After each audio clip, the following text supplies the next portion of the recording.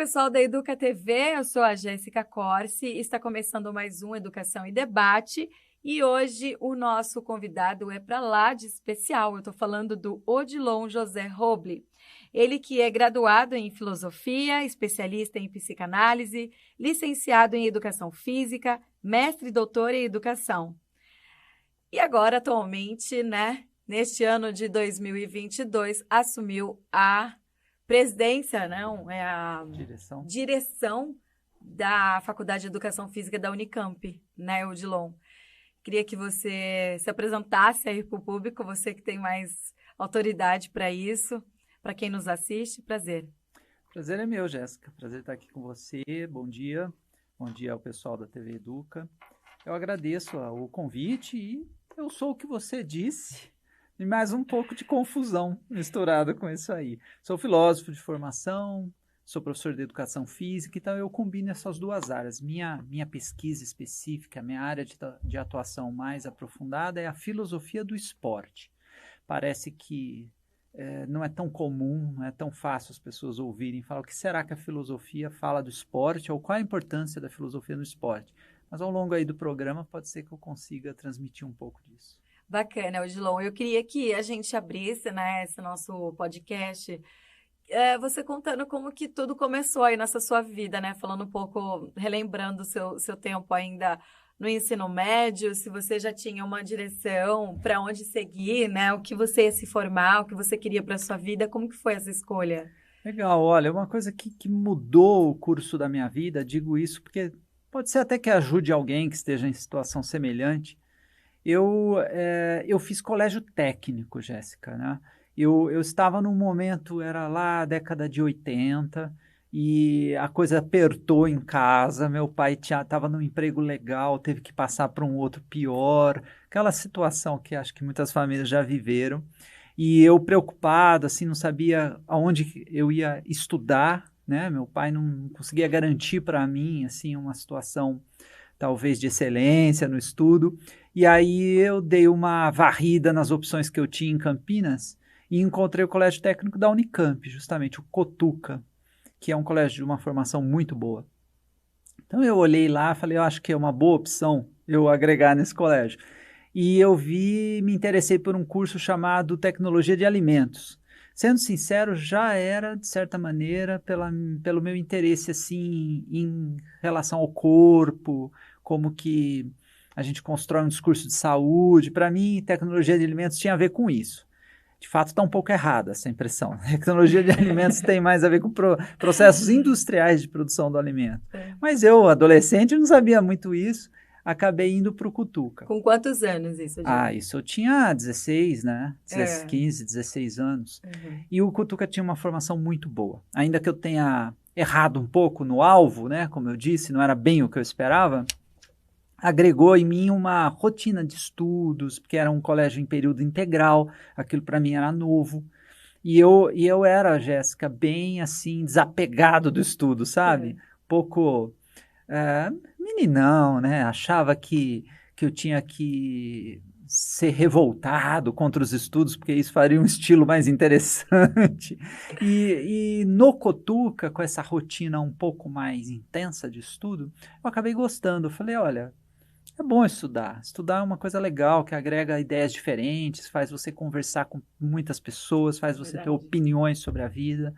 Isso tudo foi me encantando de modo... Culturas diferentes, né? Exato, exato. Isso me fez... Estou dando essa volta, Jéssica, voltando um pouco aí na minha adolescência, para dizer onde que parece-me, quando eu revisito o meu passado, parece-me que foi aí que eu fui picado assim pelo interesse de estudar mais e mais sistematicamente. Então, quando está terminando o Cutuca, o ensino médio, aí eu falei, não, vou fazer uma faculdade legal. E eu estava muito em dúvida se eu fazia filosofia, que eu sempre gostei, ou se eu fazia educação física, porque eu sempre gostei de esporte. Foi uma coisa que sempre me chamou a atenção. Como eu anunciei, a minha ida lá para o ensino médio foi um pouco ligada à questão econômica, né?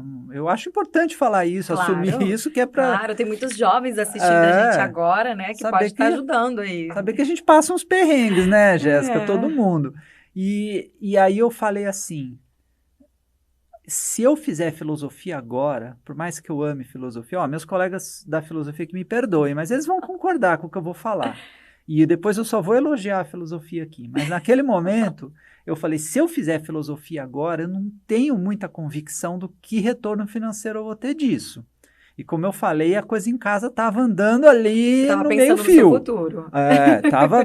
Tava ali bem contadinho. Eu falei, quer saber, eu vou fazer educação física, que eu vejo um campo de trabalho vasto, rapidamente, e se eu tiver fôlego, depois eu faço filosofia também. E vamos ver que bagunça que dá essa junção.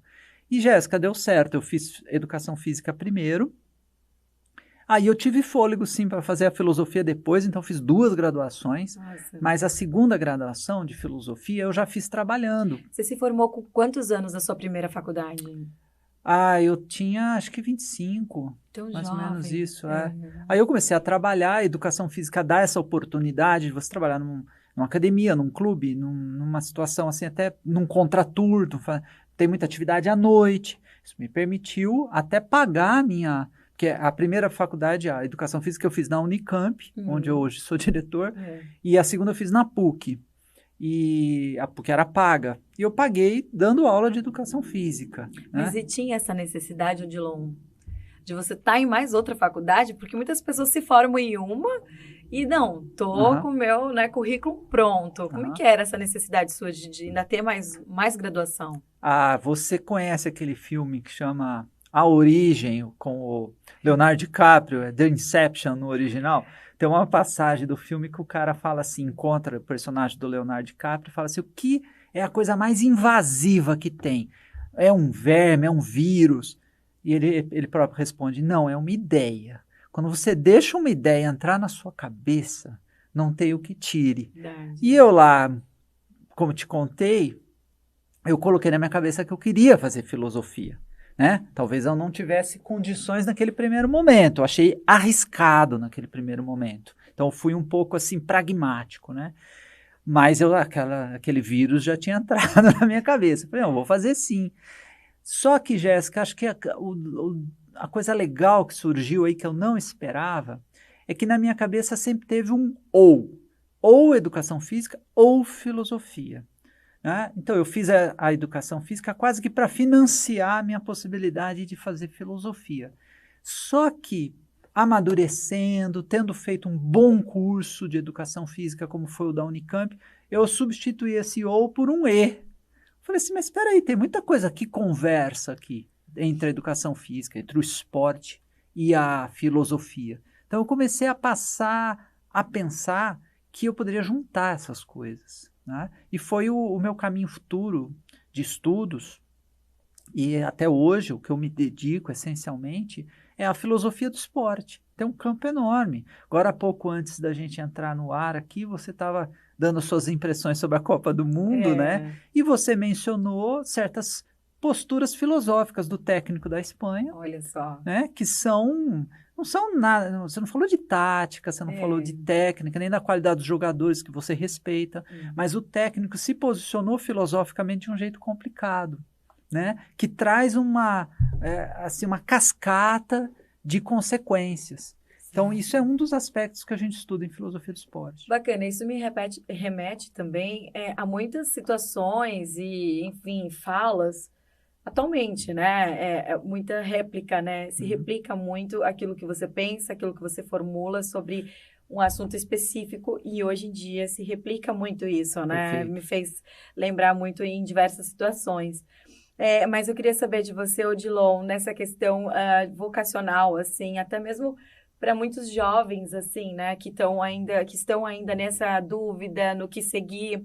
Ouve-se falar muito sobre educação física, porque se tornou, né, um curso, uma formação, tão, assim, concorrida, mas pouco pensada, ao meu ver, assim, eu já ouvi falar muito. Não, mas tem muito, a pessoa pega e fala, né?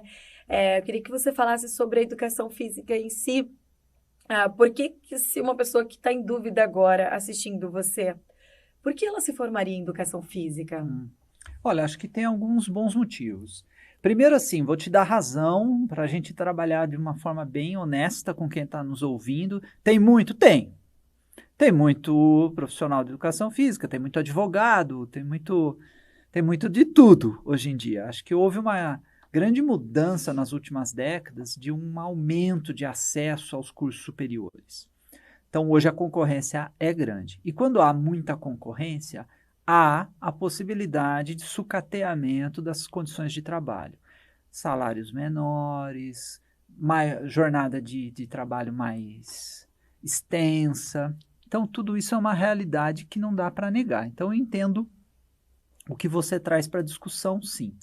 O que me faz ainda estimular meus alunos a pensarem na educação física? É uma posição filosófica, qual seja, a gente passa, Jéssica, parte muito grande da nossa vida envolvida com o trabalho. Então, essa fórmula, trabalho para ganhar dinheiro, para usar esse dinheiro naquilo que eu gosto, é uma fórmula perigosa, porque você vai ter que ganhar muito dinheiro e você, ainda que ganhe, como eu disse, boa parte do seu tempo você está ocupado numa coisa que talvez você não goste. Então, o que me faz pensar que a educação física ainda é uma profissão interessante é que ela se envolve com elementos muito cativantes. Repito, agora há pouco, antes de entrar no ar, vou usar o mesmo exemplo. A gente conversava da Copa do Mundo. Verdade. A Copa do Mundo é um objeto de estudo meu, né? Que você falou brincando, se divertindo, é um assunto agradável, e é mesmo, né? Quantos profissionais, vamos fazer assim, para dar materialidade aqui no meu exemplo, quantos profissionais que no final de semana vão ligar a televisão e procurar um programa que fale do trabalho dele? Muitos vão dizer assim, não, já trabalhei a semana inteira, eu quero agora fazer outra coisa. Eu trabalho a semana inteira com esporte, final de semana eu quero assistir esporte, porque é uma coisa que eu gosto. Delícia. Então, isso é cativante, isso é uma coisa que me faz pensar que é uma profissão que eu gostei de ter escolhido, é algo que ainda me empolga demais. Imagina, eu fui, recentemente, Jéssica, eu fui para um congresso na Espanha, em Madrid, bem na semana que tinha um jogo do Real Madrid. Olha. Não tive dúvida, né? Comprei o ingresso, fui no Santiago Bernabéu. Quando eu entrei naquele estádio para ver um jogo do Real Madrid, é emocionante. É diferente mesmo daqui, Edilon? Olha, o Allianz Parque tem um estádio muito bom, né? Que eu acho que você sabe que você é palmeirense. Você conte para os seus ouvintes. E fez bem, mas muito bem, você viu? Palmeirense, eu também sou. Aqui em Campinas eu tenho uma simpatia pela Ponte Preta, né? Porque faz tempo que eu estou aqui, mas meu time de origem é o Palmeiras, porque eu sou paulistano. Mas voltando, o Allianz Parque tem uma estrutura muito boa, tem uma série de outros. Agora é lindo, o Santiago Bernabéu é uma referência do futebol mundial. É mesmo. E outra, Jéssica, eu vi o Modric jogando. O Modric é um monstro, né? O croata, ele é espetacular, o cara é uma tampinha, 1,5 m, mas a visão de jogo que ele tem, incrível. não errou um passe o jogo inteiro, porque no campo você consegue ver isso, né? Quando você assiste pela televisão, já está feito o recorte da jogada. Eu ali fiquei de olho, fiquei uns 15 minutos olhando a movimentação do Modric. Impressionante, o cara joga muito bem. Vinícius Júnior, Militão fez um gol na partida que eu assisti, foi contra o Cádiz, na La Liga, né? Então, por que eu estou relatando isso, Jéssica? Porque olha como eu falo de tudo isso com empolgação, com assim, encantamento, né? Brilho no olhar. Isso. E é o meu assunto, é meu tema, é meu objeto de estudo. Isso que eu estou contando aqui para você e para os seus ouvintes, eu vou falar para os meus alunos. Quando eu for falar, enfim, de fãs e espectadores, que é um dos grandes temas de estudo da filosofia do esporte, eu posso contar a experiência que eu tive no Santiago Bernabéu. Tive a oportunidade, estava lá na semana, lógico que eu fui, e foi algo extraordinário da cultura mesmo, né? Um elemento da cultura. A gente esquece disso. Os seres humanos criaram certos elementos culturais que eles valorizam e que dão sentido à vida. Um deles é o esporte e o futebol em destaque sobre ele. Então, ir lá assistir uma partida de futebol é se sentir mais humano. A gente não precisa daquilo. Veja o ponto que eu estou falando. Aquilo não é algo que a gente faz porque senão a gente não vai sobreviver. A gente faz unicamente porque a gente quer fazer. Exatamente. E isso me interessa. Então, basicamente, você juntou aí o útil ao agradável, né? Esse velho dito aí popular, de você estar trabalhando com aquilo que você gosta e falar sobre aquilo que você gosta, né? Pelo que eu vi.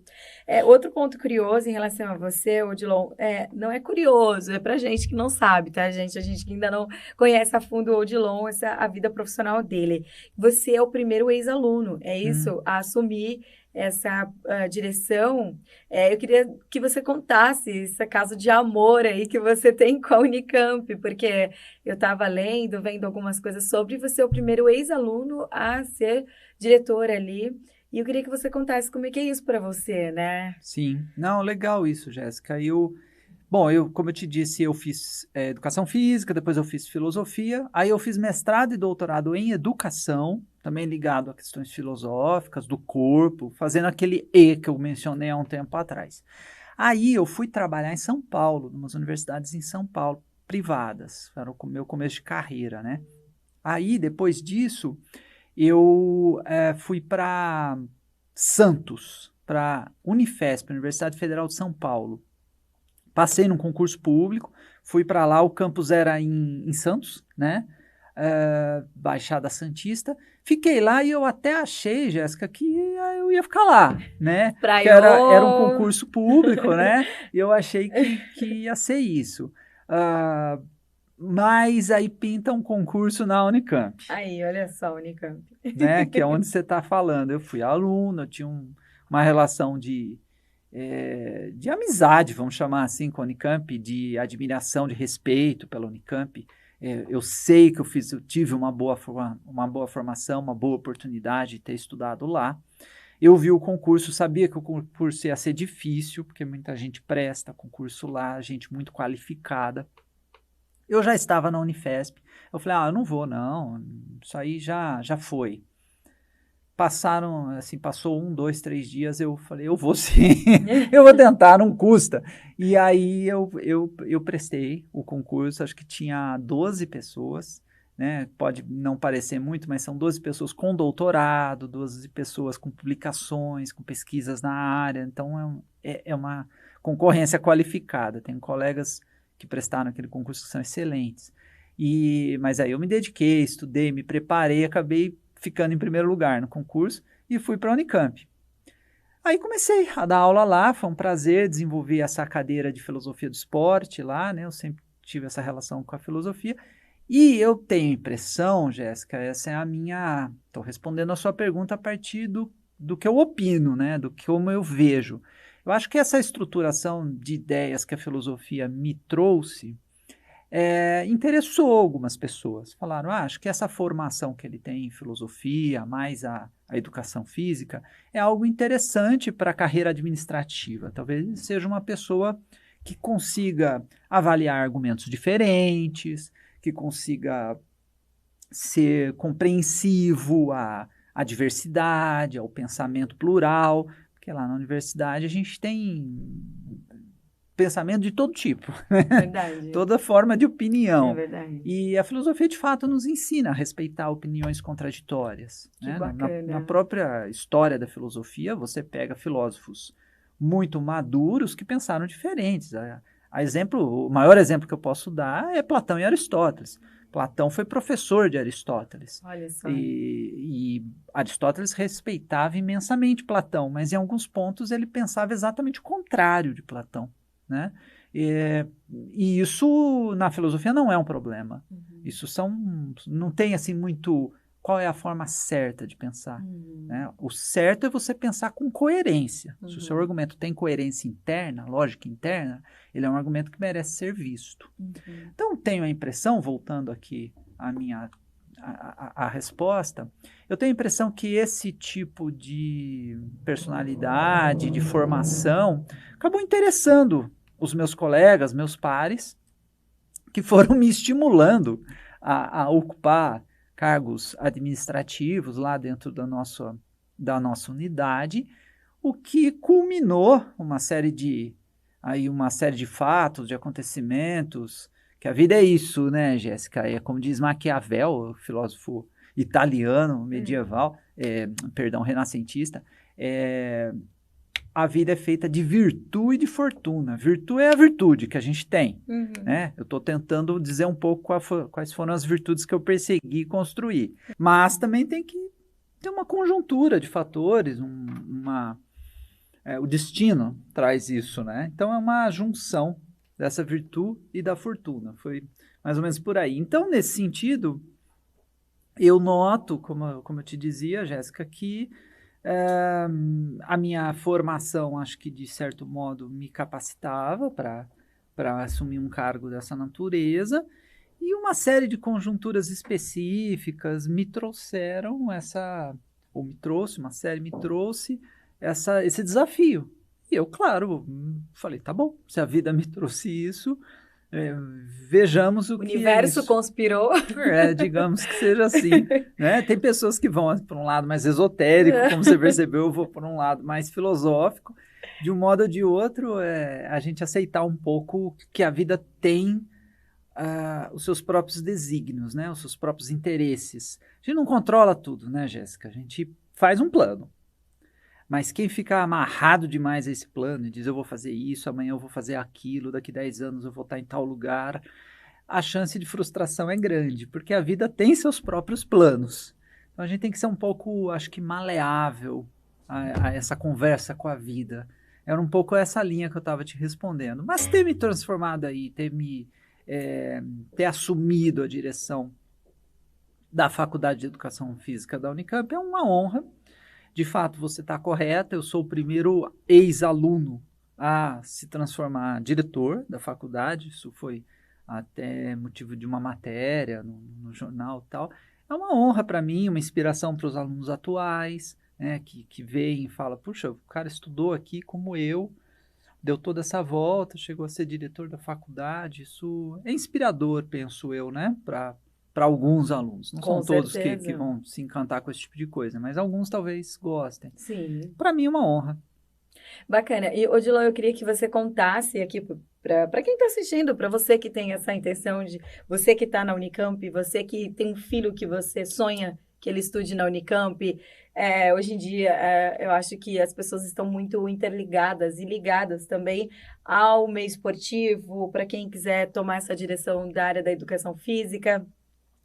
Tá aí o Odilon como uma inspiração, como ele disse, realmente é isso. Eu queria que você contasse como que é essa sua relação com os alunos, né? Ser diretor, eu sei que você deve ter seus corres, né? Sua vida é extremamente aí atribulada, né? Com bastante coisa, mas eu queria que você contasse como que é essa sua relação, né? Diretor com alunos. Como é que é? O pessoal para você, conversa com você, fala, olha lá, o Odilon tá aqui, inspiração de vida, exemplo, como é que é isso, Odilon? Olha, Jéssica, tem uma coisa muito boa na Unicamp, que eu valorizo, espero que não mude, que é a nossa presença em sala de aula. Então, hoje eu sou diretor da faculdade, mas nem por isso eu deixei de dar aula, eu dou aula. Que bacana. Foi legal você ir por esse lado para deixar claro isso. Quem está nos ouvindo, talvez seja levado, ou até antes dessa explicação, estava sendo levado a entender que eu sou só diretor. Inacessível. O diretor da faculdade tem lá os professores. Na Unicamp, pelo menos, não é assim que funciona. Eu continuo dando as minhas disciplinas. Né? Então, eu trabalho a disciplina de filosofia do esporte para o primeiro ano. Primeiro semestre, são os alunos ingressantes. Eu já tenho a oportunidade de ter um contato com eles. E como eu dizia no primeiro bloco, eu falo de esporte, que é uma coisa muito cativante. E eu uso muitos exemplos do esporte chamado de alto rendimento, o esporte midiático. Para mim ele interessa, sabe? Tem colegas meus que vão trabalhar o esporte da pedagogia do esporte, vamos falar do esporte lazer, ou mesmo assim do desenvolvimento em comunidades ou na escola. Tudo isso é extremamente importante. Mas como eu pretendo filosofar a partir do esporte, para mim é interessante o esporte midiático, esse que a gente vê, como a Copa do Mundo, que a gente brincava, porque eu tenho a garantia que todo mundo está vendo isso. Né? Então, quando você mencionou certas declarações do técnico da Espanha, isso percorreu, muita gente sabe, isso nos permite construir um diálogo filosófico a respeito. Então, voltando, eu tenho a chance, com os meus alunos de primeiro ano, de fazer esse diálogo sobre uma coisa que certamente os encanta, tanto que eles foram fazer educação física. Né? Então, eu ainda preservo como uma das coisas mais importantes da minha carreira esse diálogo com os alunos. Para ser bem sincero, com os meus orientandos de pós-graduação, né, mestrado e doutorado, esse eu tenho que pedir desculpas um pouco para eles, porque desde que eu assumi a direção não consegui mais fazer orientações tão extensas como eu fazia antes, passar uma tarde com o aluno, dialogando do texto dele. Imagina, eu tenho 8 orientandos de mestrado e doutorado. Se eu ficar 2 horas com cada um deles, eu já não trabalho na direção. Então isso atrofiou um pouco, tenho que ser sincero para você, né? Mas a gente tem encontrado alguns caminhos. Hoje, Jéssica, a educação mudou bastante, acredito que já tenha sido tema de discussão sua aqui com outros convidados, a questão das interfaces digitais, né? da possibilidade de trabalho remoto, de orientação remota. Então, ao mesmo tempo que apertou um pouco a minha rotina, também se tornou mais natural fazer, por exemplo, uma orientação por videoconferência. Então, isso tem minimizado as perdas. Odilon, para todo mundo que está assistindo, que está acompanhando, o pessoal que já está aí ligadinho na grade de programação da Educa TV, é a minha estreia, Odilon. Ah, É a minha estreia aqui no podcast. Ainda não tinha tido a oportunidade de receber nenhum convidado. E olha só, gente, estou começando, eu tô sendo virtu, né? É isso? Virtu, tendo virtu. Tá virtu. É isso, virtu, essa é a palavra certa. De receber, na minha primeira vez aqui no podcast, o Odilon, gente. Então, é um prazer e honra mesmo tê-lo aqui como convidado e na minha estreia. E queria fazer uma observação em relação a isso, até quero saber, é um assunto que a gente vai querer saber de você agora, como é que é a sua relação com a educação, né? A gente entende que tem muitas áreas aí, né, que a gente pode escolher, mas você continuou ligado, independente na filosofia, no esporte, com a educação, né? Você está ali na Unicamp, que é um lugar de referência, que é um lugar que muitas pessoas sonham estar. A gente tem exemplo até aqui mesmo no estúdio, né? A gente tem companheiros aqui de trabalho que falam, ai, como eu gostaria de estudar aqui na Unicamp. Quer que você fale isso? Antes, eu quero fazer uma observação em relação a essa mudança na educação, né? Eu vou tomar partido até mesmo, não de ter ouvido ainda outros convidados, como você mencionou, mas a minha experiência, né, educacional, assim, eu não sou tão nova, eu sou tão jovem, assim, eu me formei faz um tempo já na escola e era totalmente diferente, né? Essa vivência que nós estamos tendo nas escolas é muito notável, assim, é impressionante como a gente vê essa mudança. Imagina, na escola, na época, a internet era uma coisa que estava chegando, assim, era uma coisa muito distante da nossa realidade. Eu lembro, pessoal, que tá aí mais velho, como eu assistindo, vai lembrar disso. Tinha uns aparelhos celulares onde você podia acessar a internet, mas era um modo muito diferente, não era que nem esses provedores que tem agora, ou alguns... Agora esqueci o nome, que tem o Chrome, o Explorer, enfim, os programas, navegadores.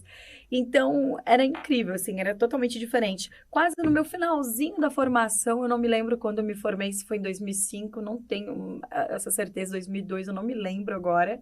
E começou a internet, mas era uma coisa inacessível, assim, eram pessoas com poder aquisitivo mais alto, que tinham acesso, grandes empresas, mas eu me formei em área rural, assim, uma escola que deve ter algumas aqui em Campinas, área rural, que não são piores do que outras urbanas. Então, assim, eu falo que você vai dizer melhor que eu.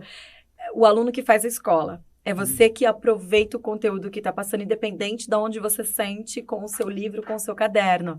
Né? O docente que está ali na tua frente, eu tenho certeza que ele tem muita coisa para te passar e só depende de você espremer aquilo, né? Se tornar esponjinha. Então, é isso. Realmente mudou muito. Educação, a questão do online. Imagina, se tivesse uma pandemia naquela época, como faríamos? Né? Talvez nós não tivéssemos essa oportunidade de ter as aulas online e graças à tecnologia, essa mudança aí drástica na nossa realidade, é que nós temos esse acesso. Igual você falou, mudou muito, né? A gente teve... Enfim, é isso, Odilon. E eu queria saber de você como é que é essa questão da Unicamp, né? Essa relação de lidar com sonhos, né? As pessoas que têm vontade, como é que a pessoa faz para estudar na Unicamp? O que você falaria para a pessoa que está te assistindo aí hoje que sonha com a Unicamp, né? Pode ser uma criança, pode ser um adolescente, ou até mesmo uma pessoa da EJA, né? Que está retomando os estudos e que os sonhos ainda não se apagaram. Né? Sim.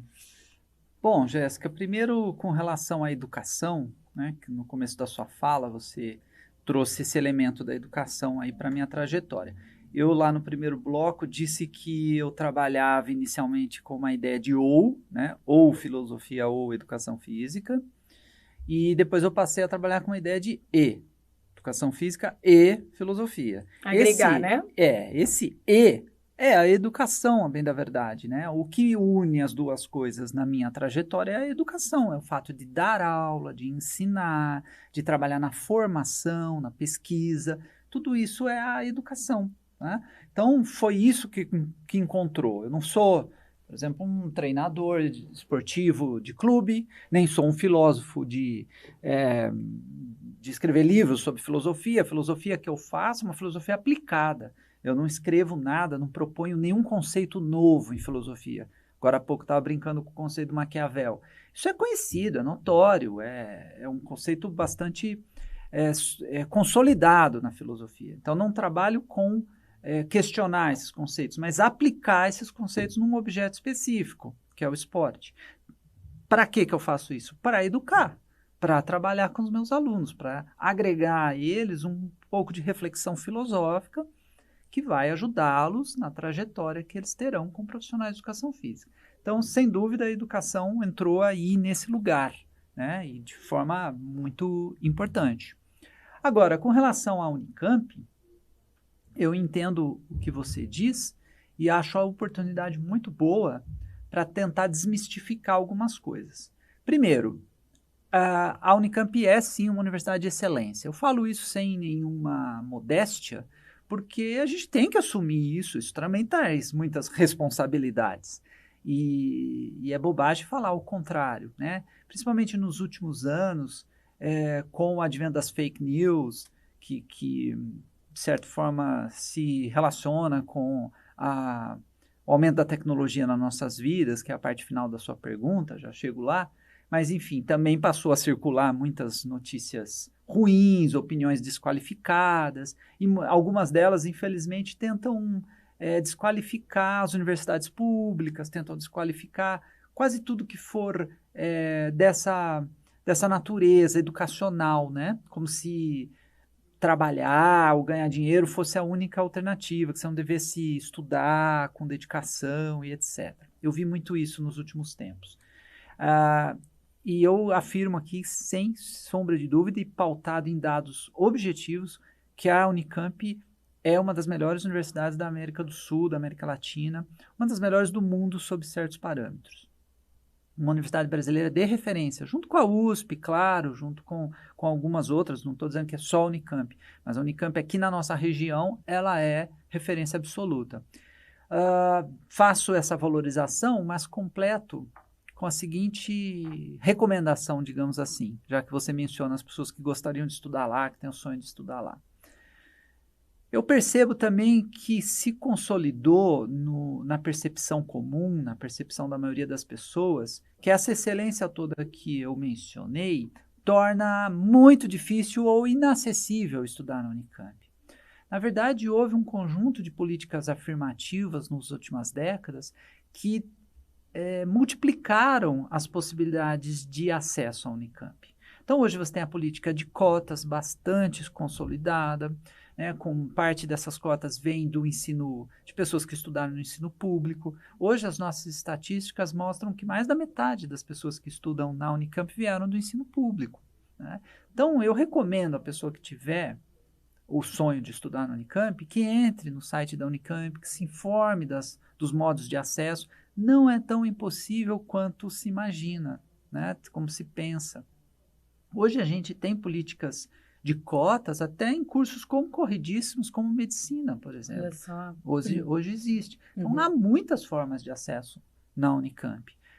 No curso que eu represento, que é a Faculdade de Educação Física, hoje a gente tem ainda uma concorrência, o que garante a exigência de uma dedicação, né, para se entrar, mas a gente tem conseguido atender um número bastante satisfatório de pessoas que gostariam de ir para lá, né? Como eu disse, de diversas maneiras, assim. É muito infeliz se a gente pensar que uma pessoa quer fazer Unicamp, a Unicamp tem vaga, mas um conjunto de desinformação faz ela acreditar que ela não pode estar lá. Olha só. Né? Eu acho que a gente tem que trabalhar na contracorrente disso. E é muito bom você desmistificar isso, né? Para que as pessoas não achem que possa ser um sonho impossível, né? Exato. Ser realizado, que é possível, né? Que não é tão difícil quanto parece, né? Exato.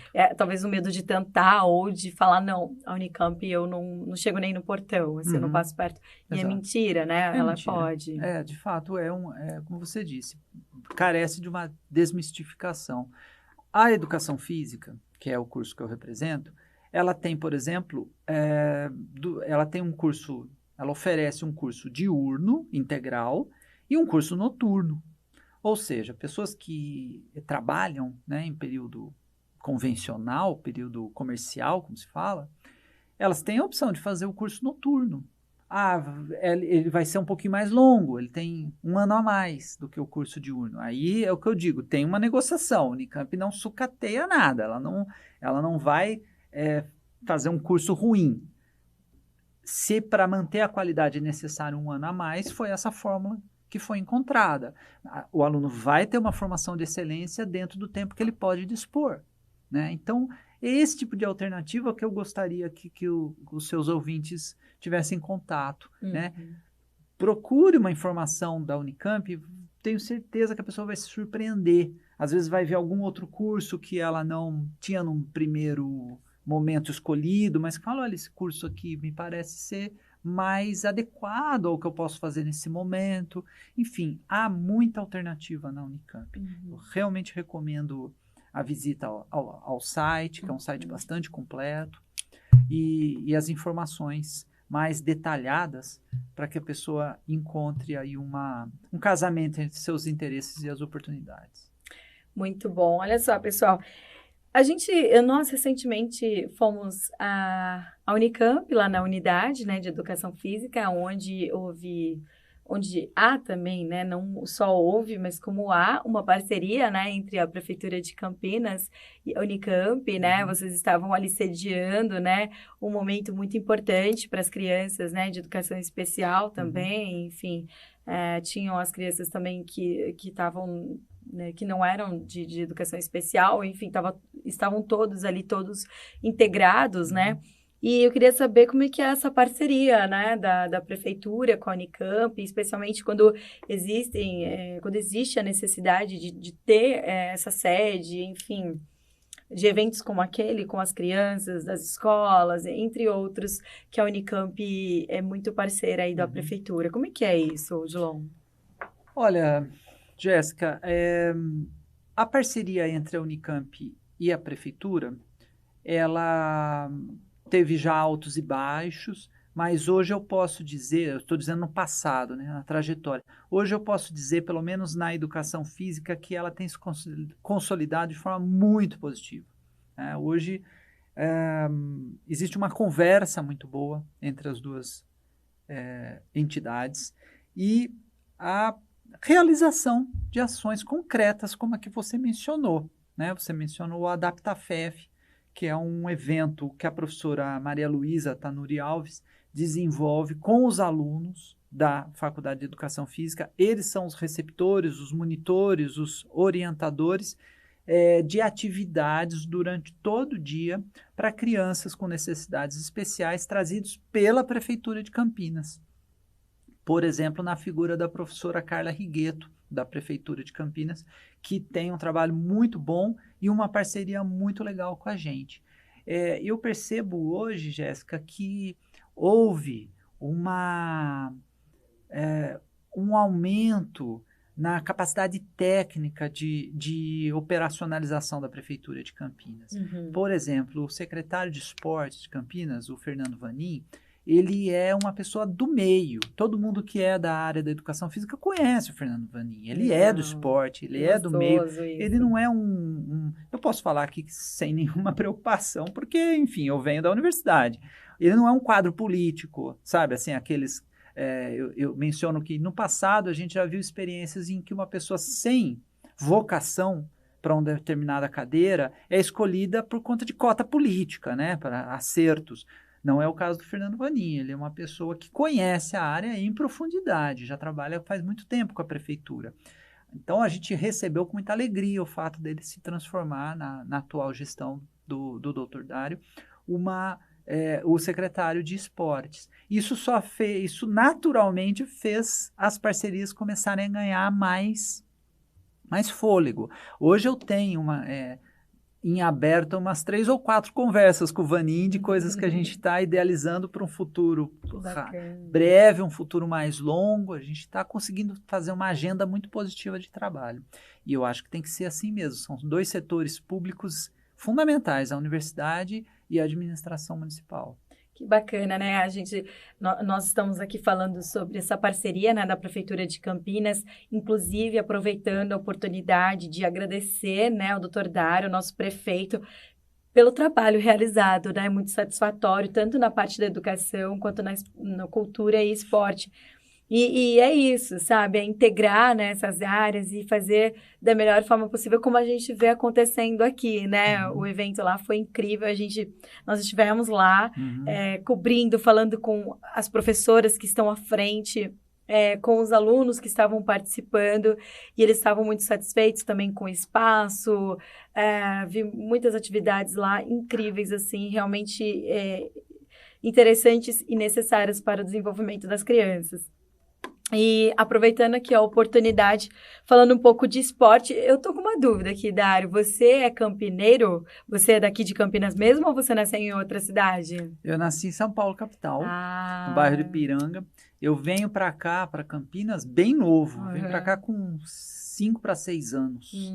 Então, eu tenho um pezinho em São Paulo, nasci lá, mas um pezão em Campinas, né? Porque toda a minha infância e adolescência e vida adulta foi aqui. Aproveitando esse gancho, né, gente, que eu tô fazendo, vocês vão entender por quê, porque lá no início do nosso bate-papo aqui do nosso podcast, ele chegou a falar aí de um amor por um time daqui da cidade. E a gente sabe que Campinas não seria Campinas se não tivesse alguém um lado que escolhe o Guarani e um lado que escolhe a Ponte, né? E aí você já escolheu a Ponte Pretano. Eu gosto da Ponte. Eu tenho um carinho pela Ponte. Eu nasci em São Paulo, como você acabou de perguntar, e aí eu vim para lá, eu vim de lá já com o Palmeiras, né, no coração. Então, sou palmeirense. Mas, estando aqui em Campinas há tanto tempo, né, a sua leitura é corretíssima. Você vê que o campineiro ou é Guarani ou é Ponte Preta. Não dá para ficar em cima do muro. Eu achei que você fosse escolher as cores da bandeira, né? Que você foi para um preto e branco, meio que desviou o caminho ali. Muita gente fala isso para mim. Mas você é palmeirense, você deveria ser verde, Guarani, né? Guarani. Mas a Ponte, eu não sei... vou defender aqui, viu? Mas o pessoal do Guarani que me perdoe, mas a Ponte, ela tem uma coisa de paixão, assim. Você gosta da torcida fervorosa. A Macaca é genial. O pessoal tem uma dedicação, uma torcida, assim. E não é fácil torcer pra Ponte. Não é fácil. Porque você tem que ser resiliente. Mas, como? Mas, olha, eu acho até que ela foi bem aí na Série B. E ficou ali numa zona intermediária, né? acho que 2023 vai ser mais auspicioso para a Ponte, né? Quem sabe? Tomara. Eu particularmente não sou campineira, eu sou ituana, então já sabe, né? Então eu fico ali naquele meio campo aqui, né? Fazendo a política da boa vizinhança. Mas você torce pro Ituano? Eu torço pro Ituano. Sou ituana, né, gente? Não tem como. Mas aqui em Campinas, eu faço uma escolha, assim, das cores da bandeira mesmo para lá, assim. Eu não acompanho muito, agora eu vou ter o prazer em acompanhar mais de perto. Sou jornalista esportiva, para quem não sabe, né? Eu sou formada em jornalismo aí e pós-graduada em jornalismo esportivo. Então, sempre cobri futebol, Campeonato Paulista, Campeonato Brasileiro, fiz um pouco de Copa do Mundo quando foi aqui no Brasil, fiz o treino da seleção do Japão, mas está valendo, né? Já fiz aí treino do Chile, da seleção do Chile, também em outra oportunidade. Então, eu estou bem ligada ao futebol. E acho incrível, né, esse amor aqui em Campinas, andando pelos arredores aqui na cidade, em algumas ruas, alguns bares, né, é incrível. Tem a bandeira ali da Ponte, e em outro lado você vê algumas coisas do Guarani. Então, é legal, né, ter uma cidade, assim, que as pessoas gostam do esporte, né? É a mesma coisa quando você vai no Rio de Janeiro, por exemplo, as pessoas vivem o Flamengo, né? Vivem o Vasco, vivem o Fluminense, muito mais o Flamengo, mas é legal, né, que as pessoas, assim, tenham esse amor pelo esporte, tenham esse amor pelo futebol, entre outras modalidades. Mas é isso, é legal porque você, né, filosoficamente vai poder falar melhor que eu. É bom que a pessoa ela tenha um caminho voltado para a cultura, né, para o esporte, que isso faz parte da formação, né, do cidadão, assim. Ele te faz levar a conhecimentos novos, né? Te faz conhecer outras culturas, aceitar estar com outras pessoas. E é isso que o esporte propõe, né? Até entrando nesse mérito da educação física, queria também entrar, pessoal, aqui no mérito. Eu tenho alguns dados aqui, né? Dados não, algumas informações em relação ao Odilon, que ele tem experiência em filosofia do esporte, não sei a sua formação, você pode me corrigir, filosofia e estética do corpo e filosofia da dança, olha só, visão filosófica de mitologia grega, que legal, eu queria que você falasse, ó, elementos teóricos da psicanálise freudiana. Gente, é incrível, nós passaríamos o dia aqui conversando com o Odilon. Odilon, conta pra gente como é que é isso, essa ligação aí do esporte e a filosofia. Olha, tudo tem bastante coisa aí enumerada, mas elas fazem parte de um mesmo núcleo, né? Legal. A Freud, eu sou psicanalista de formação, fiz especialização em psicanálise, né? Olha só. E porque ela tem muito a ver com a filosofia, sobretudo com a filosofia de Nietzsche e Schopenhauer, que são dois filósofos alemães do final do século XIX. Quando eu estudei esses caras, o Schopenhauer e o Nietzsche, eu comecei a me interessar por Freud. Aí eu estudei Freud também. E esses três, sobretudo Freud, ajuda muito a entender as questões que você anunciou do esporte, na sua primeira parte da questão, né? Que história é essa de uma paixão que você sente por um time? Essa ideia de pertencimento que você tem a uma cidade por causa do time de futebol. Tudo isso envolve questões filosóficas e psicanalíticas. Então, é exatamente isso que eu estudo. Veja, vou te dar um exemplo para que as pessoas que nos acompanham aí entendam o argumento. Tem uma coisa que começa a ser pensada por esse filósofo Schopenhauer, né? Filósofo alemão Schopenhauer, Arthur Schopenhauer, e que depois ganha um sentido mais sistemático em Freud, que Freud anunciou como sublimação. É uma possibilidade que eu tenho de colocar os meus impulsos de dominação, meu impulso de morte, meu impulso de conquista, em um objeto mais seguro. Né? Se eu fizer isso na vida, no trabalho e tal, eu viro uma pessoa agressiva. Né? Agora, se eu conseguir carregar esses meus impulsos para o esporte, eu deposito eles lá dentro de uma circunstância mais adequada socialmente. Tá? Então, tudo que a gente brincava aqui, a polaridade entre Guarani e Ponte Preta, é uma polaridade saudável. É uma polaridade que faz as pessoas sofrerem, faz as pessoas torcerem, faz as pessoas até brigarem umas com as outras, mas na grande maioria das vezes, claro que tem gente que perde a cabeça, mas na grande maioria das vezes essa briga ela tem um tom de brincadeira, os dois lados sabem, né? Que nem eu falei que a Ponte tem uma paixão e tal, aí você começou a falar de bandeira brasileira, eu ia brincar aqui, eu falei, ih, então você é Guarani, não sei o quê, ia começar a te provocar. É uma provocação que tanto eu quanto você, a gente vai entender que está num plano saudável, ainda que a gente exercite a provocação. Então, o esporte tem essa característica. Mexe isso, né? Mexe com as paixões. E, repito, como Freud colocou, dentro de um ambiente seguro. Não só o esporte, mas a arte. Por isso que você anunciou, que eu falo de filosofia da dança, o escopo é o mesmo. O que é que eu consigo? Para mim, o escopo é o mesmo, né? Claro que, tecnicamente, a dança é uma coisa, o esporte é outra, totalmente diferente. Mas, do ponto de vista filosófico, algumas coisas podem ser ditas em comum. O que eu consigo colocar como objeto substitutivo, em termos de pulsões, lá na dança ou no esporte, que eu não preciso carregar para a vida cotidiana, né? Eu posso descarregar, vou usar uma linguagem bem comum, descarregar, ou como se fala em psicanálise, investir libidinalmente, né, minha libido, minha energia, em objetos mais seguros, como o esporte. Essa rivalidade é boa, né? Essa rivalidade é positiva. O que nós estamos vivendo agora, no momento dessa entrevista, a gente está em plena Copa do Mundo, né? Exato. Então, a gente está vivendo uma circunstância muito... Estamos aflorados. Aflorada, exatamente. A gente está mexido por isso. Mexidos. Né? E, veja, repito, se o Brasil perder, Deus o livre, bate na mesa, né? Mas se o Brasil vier a perder, o mundo não vai acabar, Jéssica. Compreende? Mas como que vai ficar os sentimentos dos brasileiros, filosoficamente falando? Nós vamos experimentar um sentimento de tristeza. De novo. Muito grande. Mas olha onde está o meu raciocínio. É um sentimento de tristeza seguro. Uhum. A gente vai, porque a gente precisa ter momentos da vida que a gente se sinta triste. Por isso que a gente assiste um filme triste. É verdade. Por isso que porque faz parte do conjunto de sentimentos que a gente tem que experimentar de tempos em tempos. Exato. Tá?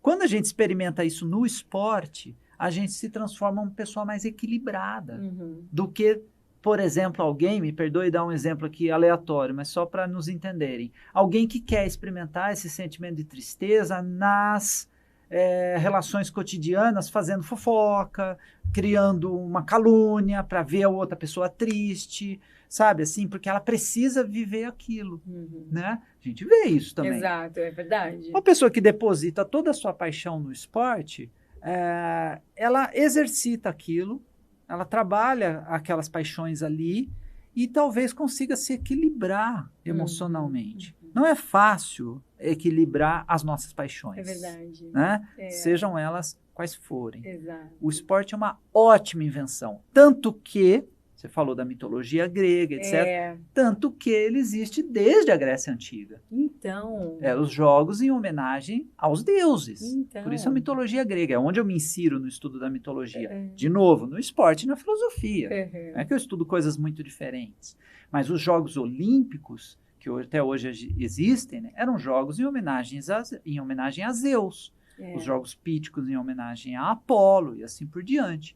Lá naqueles jogos, as pessoas exibiam bravuras, exibiam agressividade. O que treinavam durante tempos para conseguir concluir determinada atividade? Alguns treinavam, sim. Tinha alguns que faziam na hora lá, né? Principalmente nos jogos mais antigos. Mas depois começou a ter formas de treinamento. Eles tinham até suplemento alimentar, você quer saber? Que bacana!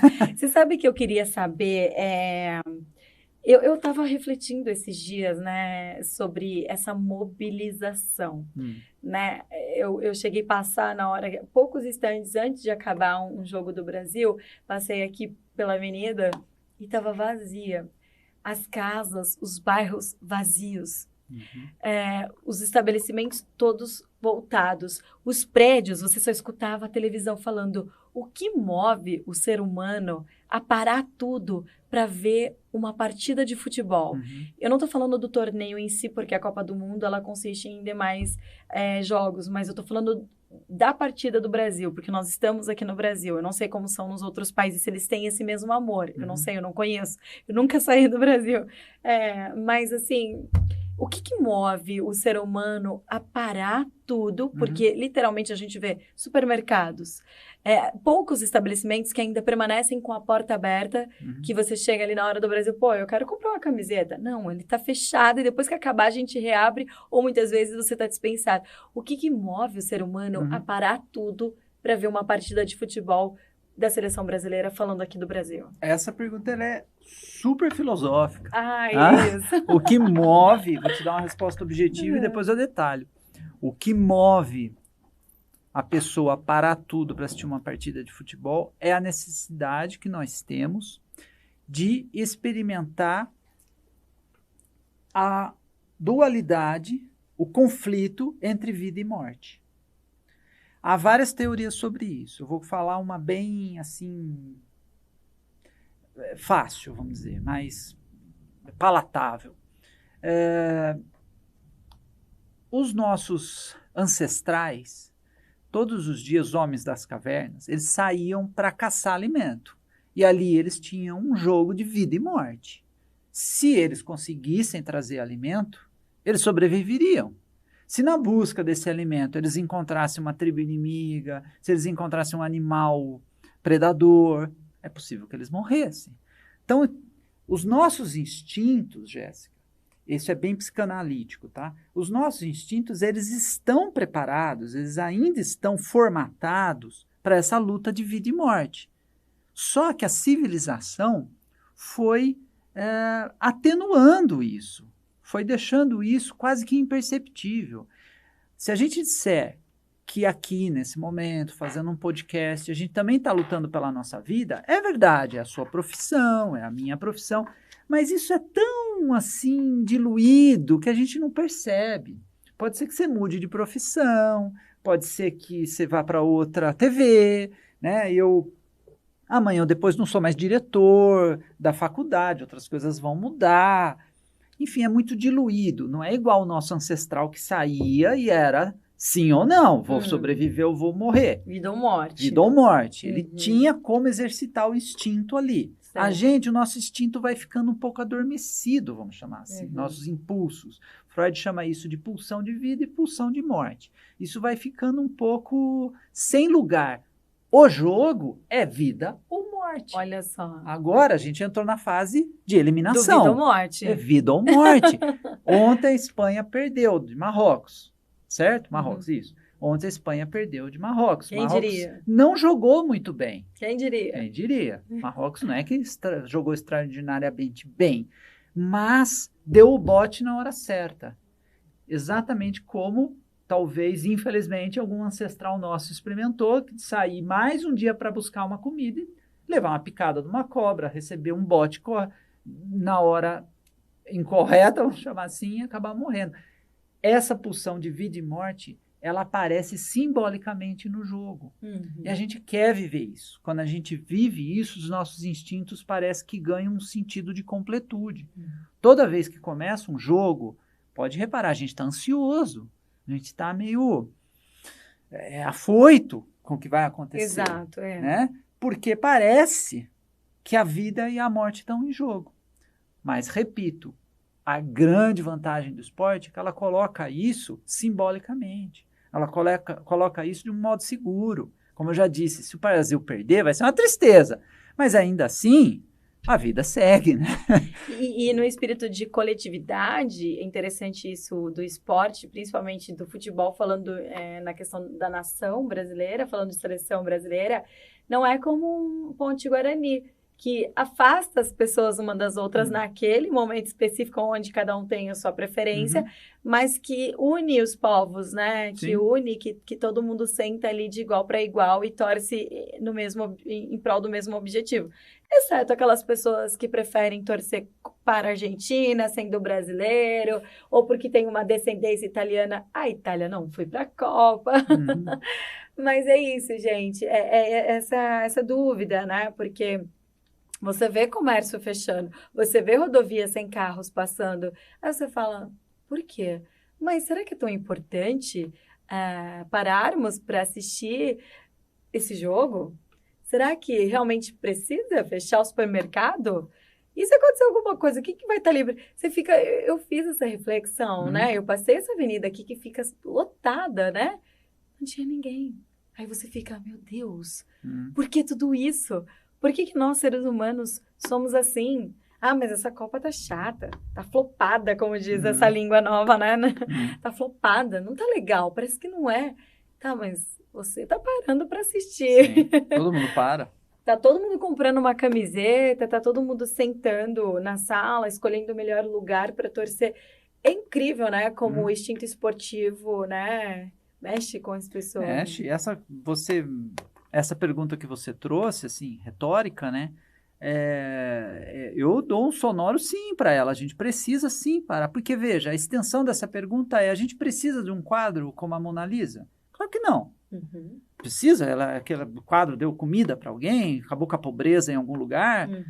Não, mas a gente precisa daquele quadro porque ele traz certos conteúdos simbólicos, ele traz a esperança de que a gente pode produzir alguma coisa bonita na vida, ele nos impressiona, ele nos faz ter desejo de um dia eu quero ir ver aquele quadro, quero ver se é tudo isso, se é bonito, mas tem um outro quadro que eu gosto mais, que fica no mesmo museu, eu quero ir lá ver. Então a resposta à arte, a gente precisa de arte, no sentido mais objetivo, não, mas a gente quer a arte.